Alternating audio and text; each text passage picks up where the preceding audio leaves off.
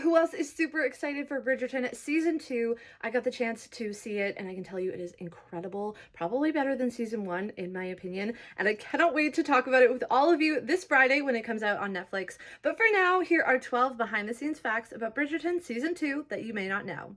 And stick around till the end for some bonus facts. Each episode of Bridgerton averages about 90 costumes and sometimes more. Episode 1 of Season 2 features 146 costumes in just the first episode. Claudia Jessie, who plays Eloise Bridgerton, cried during one of Kate and Anthony's dance scenes this season. She says, "There is the most beautiful dance in the world between Kate and Anthony. It's one of the most beautiful things I've ever seen. I cried the first time I saw everybody do it because our dancers are incredible as well." Kate Sharma's bedroom at Lady Danbury's house features art on the walls, including images of horses and lions stalking each other. Set decorator Gina Cromwell added the pieces as a nod to Kate and Anthony's dynamic.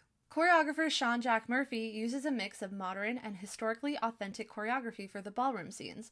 He usually only gets about 3 hours of rehearsal time with the lead actors. During Season 1, Phoebe Dynevor, Daphne Bridgerton, learned 4 dances in 1 day. Director of photography Jeffrey Jur's work on this season was inspired by other period films such as Atonement and Pride and Prejudice. Each actor has their own horse on set, and horsemaster Steve Dent has tried to give returning actors the same horse they had last season because they grow so attached to them.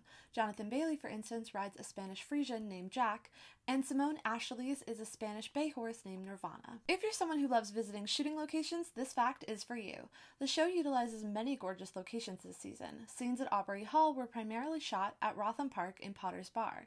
The Royal Races, the scene that was Simone Ashley's first week of shooting, were filmed at the Royal County of Berkshire Polo Club, and you can find the exterior of Lady Danbury's house at the Holborn Museum in Bath. Close eyes will spot the costume and hair changes on Anthony and Kate this season.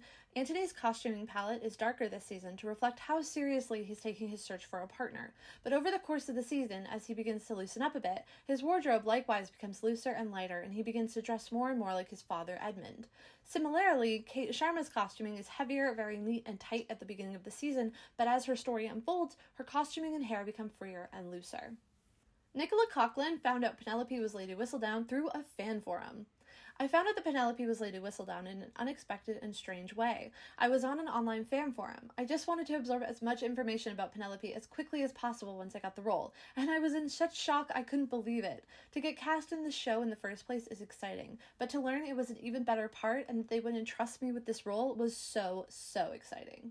Did you know Jonathan Bailey actually read for the role of Simon first, but was asked back to read for the role of Anthony Bridgerton instead? One of Chris Van Densen's fondest memories shooting Season 2 was of the Pall Mall sequence. There was a point where we just set the camera up and we let our actors play. They actually played the game, and their competitive spirits came out. It was hilarious. In regards to the Queen Charlotte spin-off, Shonda Rhimes says fans will just have to wait and see. It's exciting to me that I'm getting to explore what the romance was for Queen Charlotte and who Lady Danbury and Lady Violet were back then. Seeing all that information shared and poured out as we're writing the scripts is really thrilling, but I'm not giving away any spoilers. Simone Ashley and Jonathan Bailey actually have a private Kanthony playlist. Jonathan jokes they may share it at the 50th anniversary, but for now, it's just between them. We work with an amazing choreographer, Jack Murphy. We gave a lot of the movements in choreography intention and symbolism. We kept talking about planets, do you remember?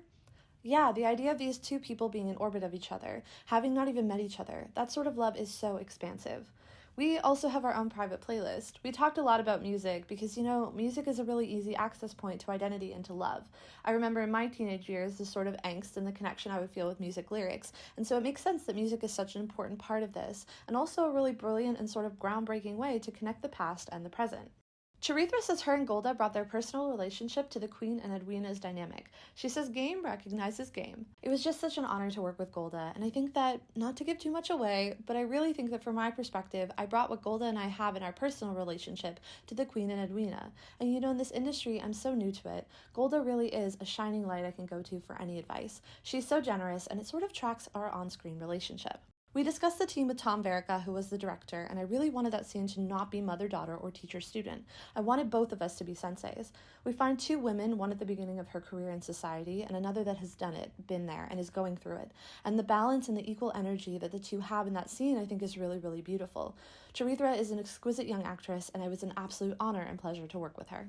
Be sure to check out Bridgerton Season 2, streaming on Netflix March 25th.